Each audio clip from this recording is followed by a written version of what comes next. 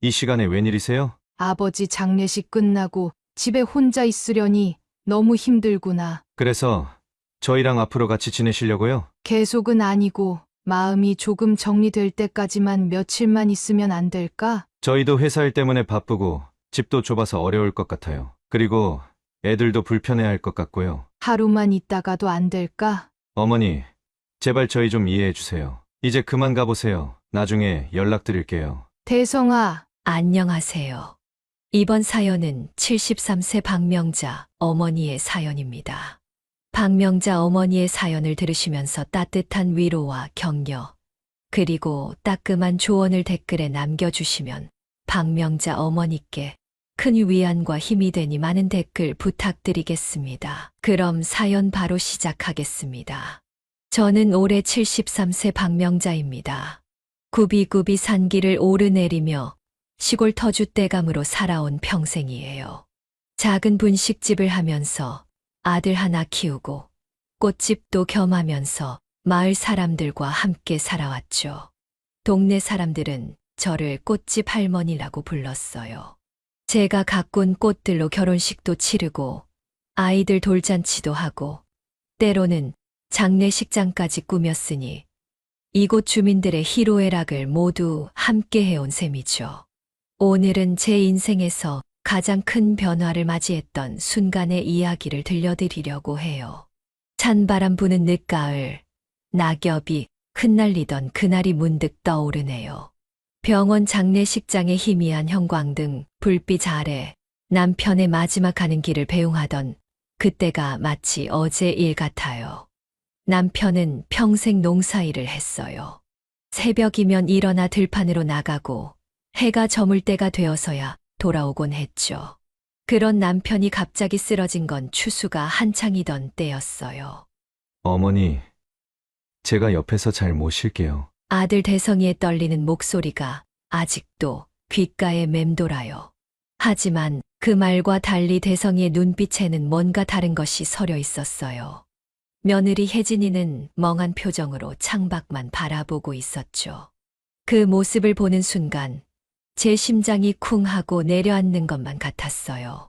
하얀 국화 향기로 가득했던 장례식장은 왠지 모르게 낯설기만 했어요.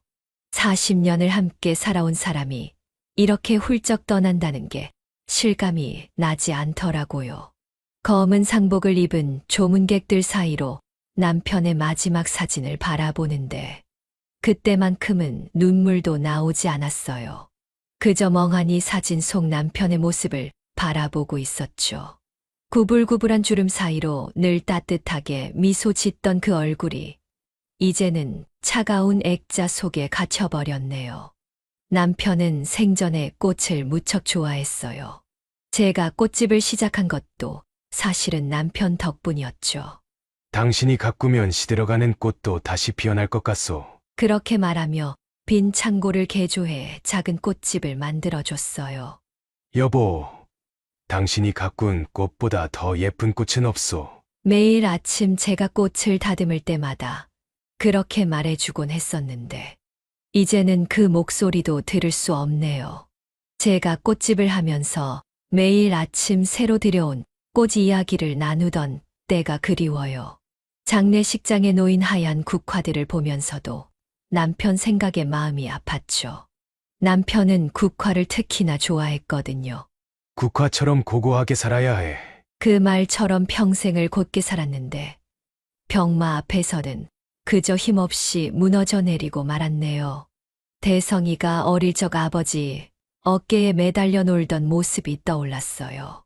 농사일을 마치고 돌아오면 피곤할 텐데도 늘 대성이를 높이 들어 올려주곤 했었죠. 우리 아들, 하늘까지 날아보자. 그때는 우리 모두 참 행복했는데 세월이 흐르면서 언제부터인가 대성이의 웃음소리가 집에서 점점 멀어져 갔어요. 장례를 마치고 집으로 돌아오던 날 대성이와 며느리의 달라진 태도를 보면서 왠지 모를 불안감이 스쳐 지나갔어요.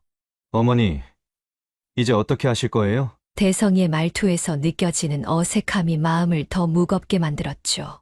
그 말 한마디에 앞으로 제가 겪어야 할 시련이 예고되어 있었던 걸까요?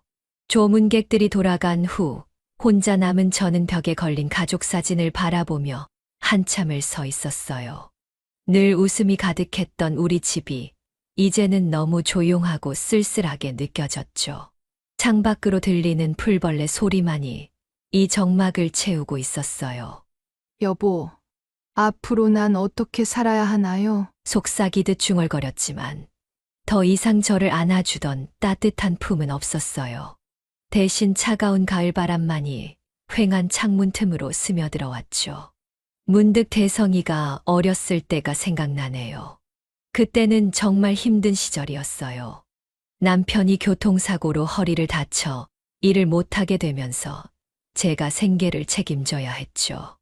꽃집만으로는 수입이 부족해서 옆 동네 식당에서 일하기 시작했어요. 아침 6시에 나가서 밤 10시가 다 되어서야 돌아오는 날들이 이어졌죠. 그때 대성이가 초등학교 2학년이었나. 그 어린 것이 혼자 라면을 끓여 먹고 숙제도 하고 학교도 다녔어요. 허리가 끊어질 것 같은 고통도 참았어요. 그 큰 쌀통을 들어 올릴 때마다 온몸이 비명을 질렀지만 단 한 번도 대성이 앞에서는 힘들다는 내색을 하지 않았어요. 오히려 더 밝게 웃으려 했죠. 우리 대성이가 착하니까 엄마가 더 열심히 할 수 있지. 그렇게 말하면서도 깊은 밤 홀로 눈물 훔치던 날들이 많았어요. 하지만 그 눈물조차 대성이 몰래 닦아야 했죠. 엄마가 조금만 더 일하면 우리 대성이 좋은 학교도 보내고 피아노도 배우게 해줄 수 있어. 식당 일이 끝나면 밤늦게까지 꽃다발도 만들고 조화도 만들었어요. 손가락이 부르트고 허리가 휘어질 때도 있었지만 대성이의 웃는 얼굴을 떠올리면 그런 고통쯤은 견딜만 했죠. 식당 주인이 주는 남은 반찬들을 조심스레 싸와서 대성이 도시락을 꾸렸어요. 다른 아이들처럼 예쁜 도시락은 아니었지만 정성만큼은 누구보다 가득했다고 자부해요. 특히 잊히지 않는 날이 있어요. 비가 쏟아지던 어느 날이었죠. 제가 종일 일하고 퇴근길에 대성이의 축구화를 사들고 왔어요. 다음 날이 교내 축구대회였거든요. 며칠 전부터 대성이가 축구부 친구들과 어울리면서 자기 운동화가 낡았다며 쭈뼛거리던 모습이 마음에 걸렸어요. 한 달치 꽃집 수입을 거의 다 털어 산 축구화였지만 그때는 그게 최고의 선택이라고 믿었어요. 비에 흠뻑 젖은 옷은 신경 쓰지도 못한 채 그저 새 축구화를 들고 기뻐할 대성이를 생각하며 서둘러 집으로 향했죠. 우리 대성이 이제 멋진 축구 선수 되겠다.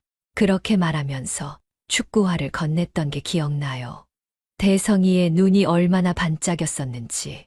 그날 밤 몰래 축구화를 닦으며 울던 아들의 모습을 지금도 잊을 수가 없네요.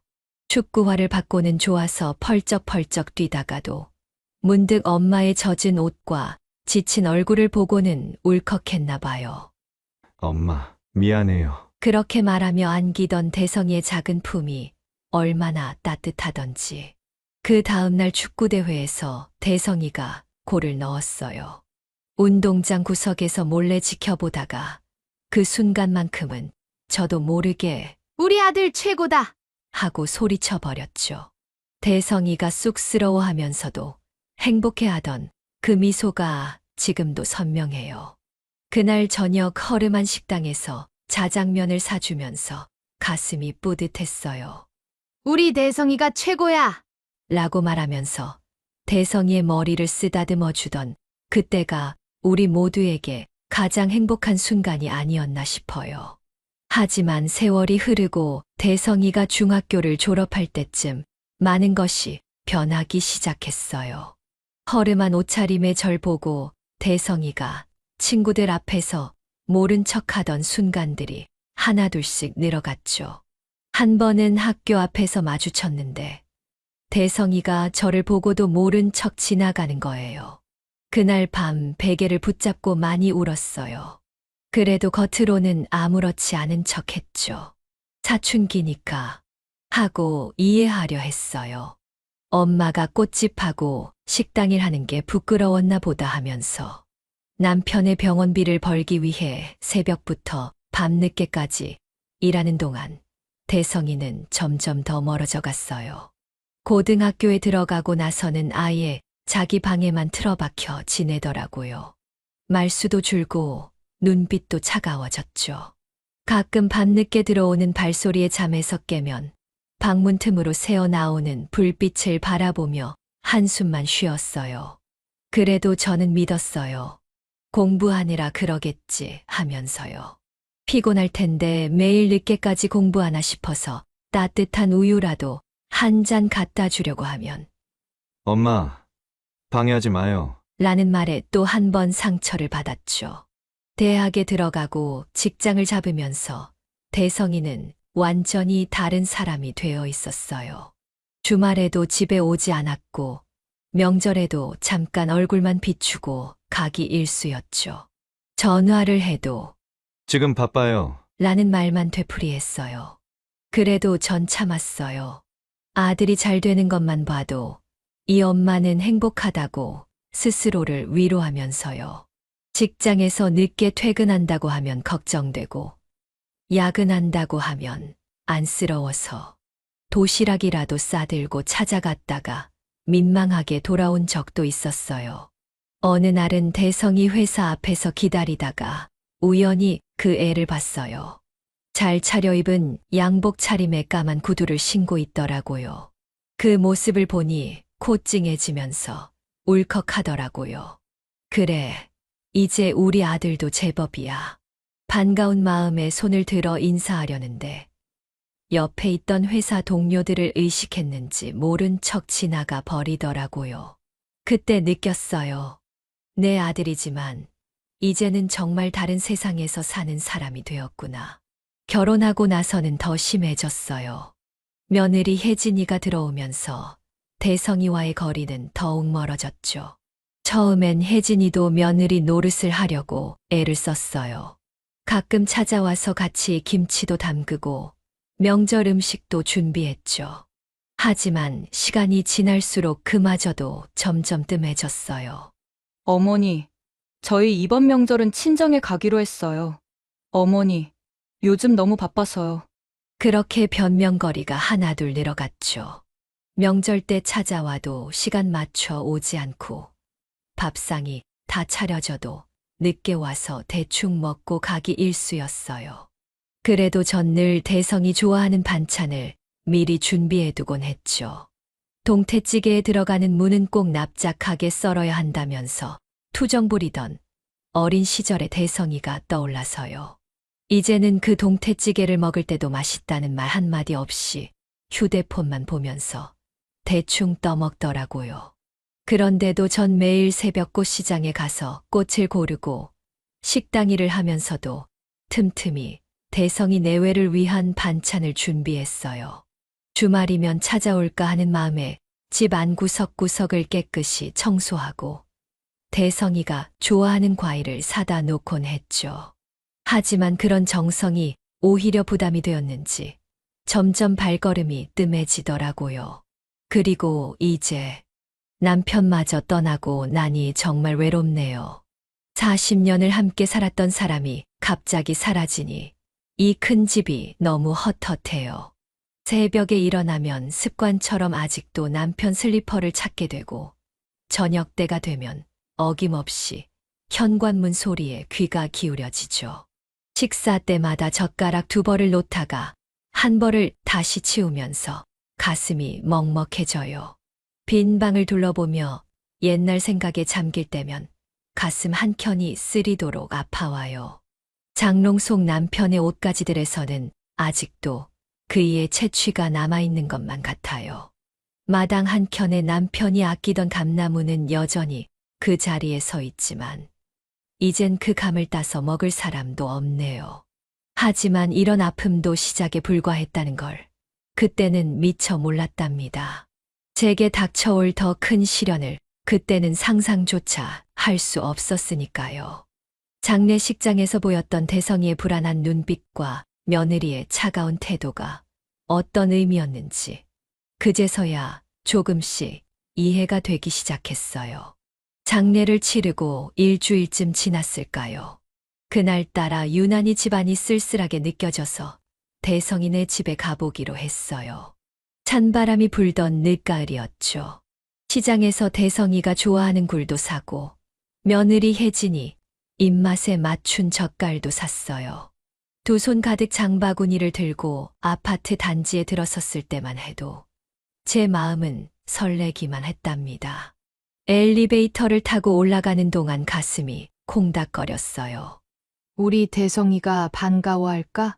그런 생각을 하면서 초인종을 눌렀죠. 한참을 기다렸는데 아무 응답이 없더라고요. 옆집에서 나오시던 아주머니가 아까 두 분 다 나가시던데요? 하고 말씀해 주셨어요. 순간 제 발걸음이 무거워졌죠. 내려오는 엘리베이터 안에서 휴대폰을 꺼내 대성이에게 전화를 걸었어요. 어머니, 갑자기 웬일이세요? 대성이의 목소리가 퉁명스러웠어요. 아들, 엄마가 반찬도 좀 해다 주고 싶고. 말끝이 흐려졌어요. 저희 지금 많이 바빠요. 어머니도 이제 연세가 있으시니까 이런 먼 길 나오지 마세요. 가슴이 철렁 내려앉았어요. 아들의 말 한마디에 제 양손의 장바구니가 갑자기 천근만근 무거워지는 것 같았죠. 집으로 돌아오는 길이 왜 그리 멀게 느껴지던지 버스 안에서 창밖만 멍하니 바라봤어요. 장바구니 속 반찬들이 자꾸 눈에 밟혔죠. 집에 도착해서 냉장고를 열었는데 혼자 먹기에는 너무 많은 반찬들이 가득했어요. 그제서야 눈물이 왈칵 쏟아졌답니다. 그날 밤 잠이 오지 않아 남편이 쓰던 서랍을 뒤적였어요. 그러다 통장 하나를 발견했죠. 제 이름으로 된 통장이었는데 꽤 큰 금액이 있었어요. 남편이 우리의 노후를 위해 준비해뒀던 거예요. 통장을 보는 순간 또다시 눈물이 났어요. 여보, 당신은 이렇게 날 위해 준비해뒀는데 우리 아들은. 다음 날 아침 기운을 내보려고 꽃집 문을 열었어요. 일하다 보면 마음이 조금은 나아질까 싶어서요. 꽃을 다듬고 있는데 민준이라는 청년이 찾아왔어요. 어머니, 생신 선물로 꽃다발을 사러 온 거였죠. 어머니께 드릴 건데 예쁘게 만들어주세요. 그 말에 왜 그리 마음이 아프던지 저녁 무렵 대성이한테 다시 전화가 왔어요. 어머니, 아버지가 남기신 통장이나 보험금 그런 거 혹시 찾아보셨어요? 그제서야 아들이 먼저 연락한 이유를 알 것 같았어요. 아직은 장례식장 비용 정산하느라 정신이 없어서. 거짓말이 술술 나오더라고요. 그날 밤 창문 너머로 달빛이 유난히 밝았어요. 문득 예전에 대성이가 어렸을 때 보름달을 보며 소원을 빌던 기억이 났어요. 우리 가족 모두 건강하고 행복하게 해주세요. 그때는 그 소원이 이뤄질 거라고 믿었는데 이제는 그 달빛마저 차갑게 느껴지네요. 며칠 후 대성이가 갑자기 집에 찾아왔어요. 전과는 다르게 부드러운 말투로 이것저것 물어보더라고요. 어머니, 아버지랑 평생 모아두신 돈이 좀 있을 텐데 제가 은행이랑 보험사 알아보니까 꽤 되는 것 같던데요? 그 말을 듣는 순간 가슴이 철렁 내려앉았어요. 돈 때문에 찾아온 거였나 하는 생각에 목이 메어왔죠. 아버지 돌아가시기 전에 약속했어요. 어머니 모시고 살겠다고. 대성이가 말을 이어갔어요.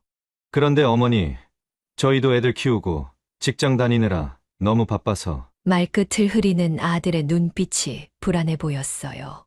아, 이제 알겠더라고요. 돈은 필요한데 저는 부담스러운 거죠. 대성아, 제가 입을 열려는 순간 아들의 휴대폰이 울렸어요. 혜진이였나 봐요. 통화하는 내내 대성이의 표정이 굳어갔어요. 전화를 끊더니 서둘러 일어나더라고요. 어머니, 나중에 다시 올게요. 그렇게 말하고 서둘러 나가버렸죠. 현관문이 닫히는 소리가 유난히 크게 들리던 그날, 저는 오랫동안 그 자리에 멍하니 앉아 있었어요. 다음 날부터 대성이는 자주 전화를 걸어왔어요. 보험금은 언제 받을 수 있는지, 집은 어떻게 할 건지 물어볼 때마다 저는 시간을 끌었죠. 아직 정신이 없어서 서류가 좀 복잡해서. 그렇게 말하면서도 마음 한켠이 점점 무너져 내리는 걸 느꼈어요. 어느 날은 혜진이가 찾아왔어요. 처음으로 혼자 온 거였죠. 어머니, 솔직히 말씀드릴게요. 저희도 이제 아이들 학원비도 부담되고 어머니가 도와주셔야 할 것 같아요. 그 말을 듣는 순간 하늘이 무너져 내리는 것 같았죠. 아들과 며느리에게 그런 말을 들으니 매일 밤이 되면 더 외롭고 서럽더라고요.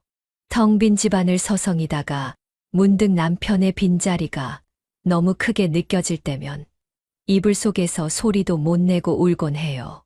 한밤중에 깨어나면 남편이 늘 앉던 소파가 달빛에 희미하게 비치는데 그 모습을 보고 있으면 남편의 마지막 말이 자꾸 떠올라요. 먼저 가서 당신한테 미안해. 꽃집에 찾아오는 단골 손님들은 제 얼굴만 보고도 알더라고요. 할머니, 무슨 일 있으세요? 얼굴이 많이 어두우신데. 그래도 전 괜찮다고, 그저 피곤해서 그렇다고 둘러댔어요. 하지만 날이 갈수록 제 마음도 제 얼굴도 점점 어두워져만 갔죠. 어느 날 저녁 예고도 없이 대성이와 며느리가 함께 찾아왔어요. 혜진이의 손에는 서류 봉투가 들려 있었죠. 어머니, 이제 그만 털어놓으세요. 아버지가 만들어둔 통장이랑 보험금 다 알고 있어요. 대성이의 목소리가 차가웠어요. 제 심장이 덜컥 내려앉았죠. 어떻게 알았을까? 남편이 그토록 조심스럽게 준비했던 건데. 어머님, 저희가 알아보니까 아버님이 어머님 앞으로 해둔 보험금이 꽤 된다더라고요. 저희가 찾아보니 2억이 넘던데. 혜진이가 서류를 꺼내면서 말했어요. 이건 아버님 통장 거래 내역이에요. 돌아가시기 전에 어머님 명의로 5천만 원을 따로 만들어 두신 것도 나와 있고요. 순간 온몸에서 힘이 빠졌어요. 대성이와 며느리가 이미 이렇게까지 조사를 해놨다니. 그제서야 요즘 들어 부쩍 달라진 이들의 태도가 이해되더라고요. 아들, 그건 다 엄마 노후를. 제가 말을 꺼내려는 순간 대성이가 말을 자르더군요. 어머니, 솔직히 저희도 힘들어요. 애들 교육비에, 대출금에 아버지가 그 큰 돈을 왜 어머니한테만 주셨는지 도저히 이해가 안 돼요. 대성이의 목소리에 원망이 섞여 있었어요. 저희가 지금까지 어머니한테 잘해드리지 않았나요? 명절 때마다 찾아뵙고 용돈도 드리고. 혜진이가 옆에서 거들었어요. 어머님, 저희가 이렇게 된 거 다 이해해요. 하지만 이제 솔직하게 말씀해 주세요. 그동안 숨기고 계셨던 거. 마치 범인을 다그치는 것처럼 저를 몰아세우더라고요. 창피하고 비참한 마음에 눈물이 나려는 걸 겨우 참았어요. 얘들아, 떨리는 목소리로 겨우 입을 열었어요. 그건 다 엄마가 앞으로 살아갈. 말을 마치기도 전에 혜진이가 차가운 목소리로 끊었어요. 어머님, 그러지 마세요. 저희도 다 알아봤어요. 아버님이 만들어두신 통장이랑 보험금이 얼마인지. 창밖으로 쓸쓸한 가로등 불빛이 새어 들어왔어요. 마치 제 처지처럼 희미하고 외로운 불빛이었죠.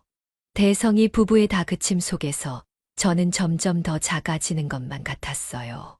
남편이 제게 남긴 마지막 배려가 이렇게 제 가슴에 대못을 박을 줄은 몰랐네요.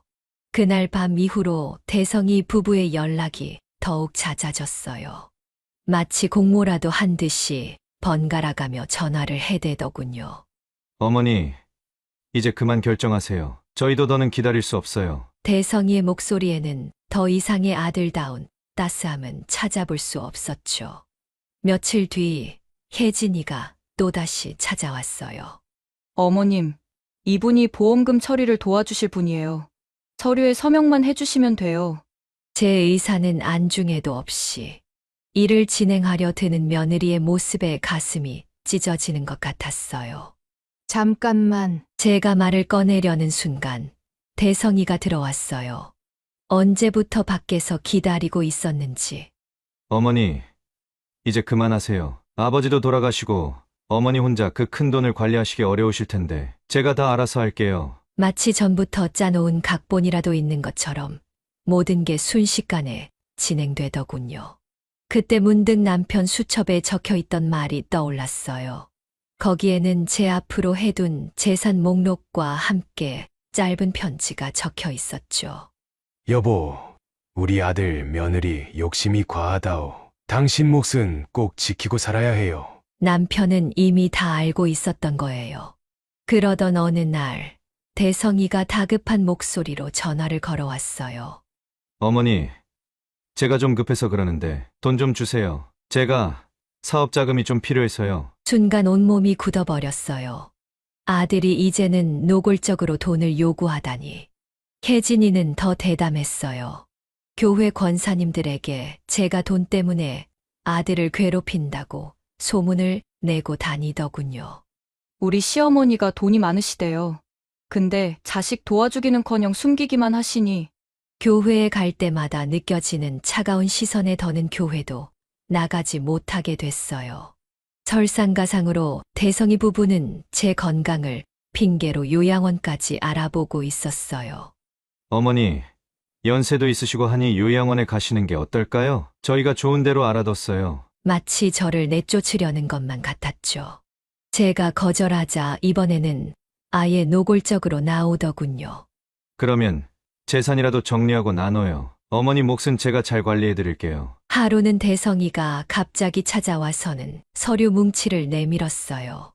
어머니, 이거 위임장이에요. 제가 어머니 재산 관리를 대신 해드릴게요. 순간 눈앞이 캄캄해졌어요. 제 아들이 제가 그토록 사랑했던 그 아이가 이제는 완전히 다른 사람이 되어 있었어요. 그날 밤 남편의 영정사진 앞에서 한참을 울었어요. 여보, 어떡하면 좋아요. 우리 아들이 이렇게 변해버렸어요. 차라리 남편이 살아있을 때 이런 모습을 봤더라면 이런 준비들을 하지 않았을 텐데 그런 생각에 더욱 가슴이 미어졌답니다. 그날은 유난히도 바람이 거세게 불던 날이었어요. 대성이 부부가 다짜고짜 집으로 들이닥쳤어요. 어머니, 오늘은 결론을 내야겠어요. 이제 더 이상 미룰 수 없어요. 대성이의 눈빛이 달라져 있었죠. 마치 다른 사람처럼 차갑고 날카로웠어요. 혜진이가 서류 가방을 꺼내더니 두툼한 서류 뭉치를 탁자 위에 올려놓았어요.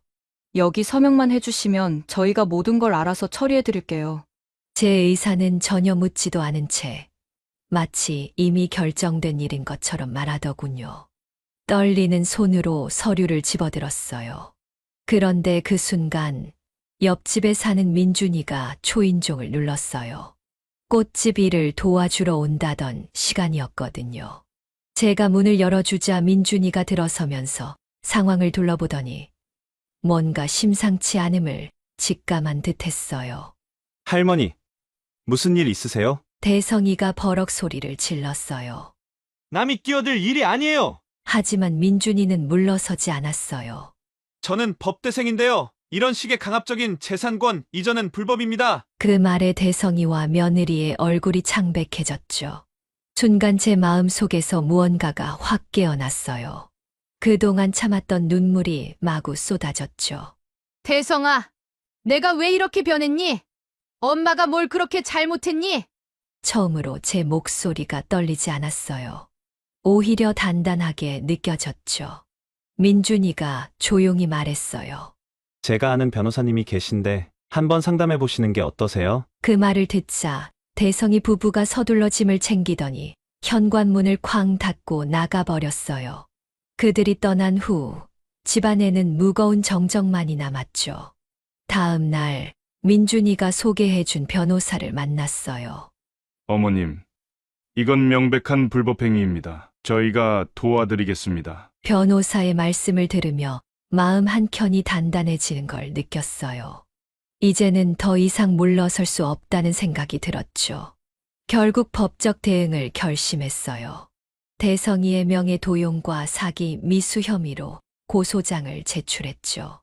아들을 고소하는 어미의 마음이 어땠겠어요. 펜을 들고 서명하는 순간 대성이가 태어났을 때부터 지금까지의 모든 순간들이 주마등처럼 스쳐 지나갔어요. 법원의 고소장이 접수되던 날, 하늘에서는 비가 내리고 있었어요. 마치 하늘도 제 마음을 아는지 울고 있는 것만 같았죠.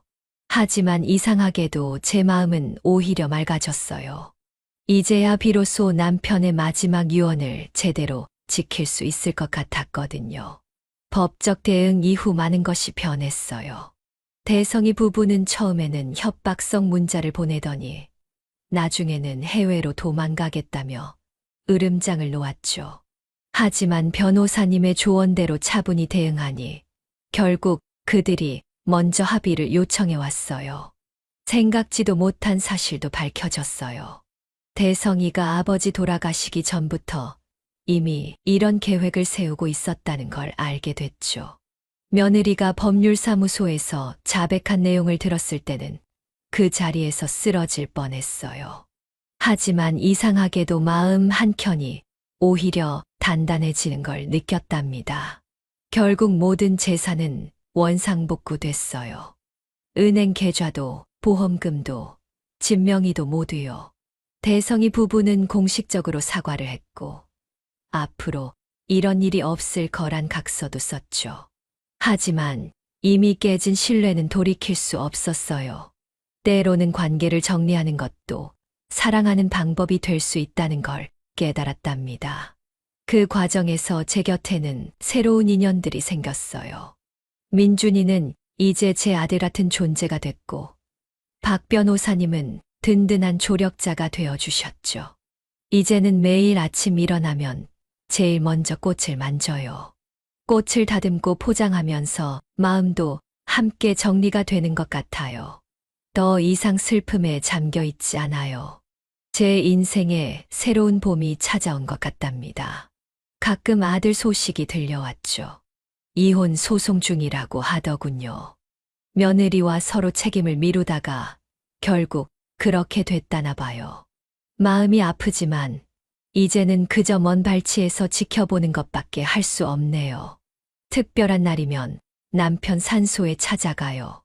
여보, 이제 저 잘 살고 있어요. 당신이 준비해둔 거 하나도 헛되이 하지 않았어요. 무덤가에 꽃을 두면서 마음속으로 이야기를 나눈답니다. 돈보다 소중한 게 무엇인지 이제야 진정으로 알 것 같아요. 진심과 신뢰, 그리고 서로에 대한 존중. 이런 것들이 없다면 아무리 많은 재산도 무용지물이라는 걸 뼈저리게 깨달았죠. 이제는 제 곁에 있는 소중한 인연들과 함께 새로운 행복을 만들어 가려고 해요. 마지막으로 드리고 싶은 말씀이 있어요. 인생은 끝날 때까지 끝난 게 아니더라고요. 제 나이에도 새로운 시작이 있다는 걸 알게 됐어요. 여러분도 힘든 일이 있더라도 희망을 잃지 마세요. 우리 모두의 삶에는 언제나 새로운 봄이 찾아올 테니까요. 여기까지 박명자 어머니의 사연이었습니다. 여러분은 어떻게 들으셨나요? 자식을 위해 평생을 바쳐 살았지만 재산 앞에서는 오히려 자식이 우리의 적이 될 수도 있답니다. 특히나 배우자와 사별하신 분들은 재산 문제로 자녀들과 갈등을 겪기 쉬우시죠. 부모된 마음에 자식 얼굴 보기가 힘들어도 참고 또 참게 되지만 때로는 단호하게 아니오라고 말씀하실 줄도 아셔야 해요. 그게 오히려 자녀들을 위한 사랑일 수 있답니다. 여러분의 노후는 여러분의 것입니다. 자녀들이 아무리 효도한다 해도 본인의 노후 자금만큼은 절대로 포기하지 마세요. 그리고 혹시 비슷한 일을 겪고 계시다면 주저하지 마시고 법률 상담을 받아보세요. 우리 인생의 황혼기가 결코 어둡지만은 않답니다. 새로운 인연도 만날 수 있고 새로운 시작도 할 수 있어요. 여러분 모두 건강하시고 행복한 노후 보내시기를 바랍니다. 구독과 좋아요, 알림 설정하시면 올라오는 사연을 빠르게 받아보실 수 있습니다. 그럼 다음 사연으로 찾아뵙겠습니다. 고맙습니다.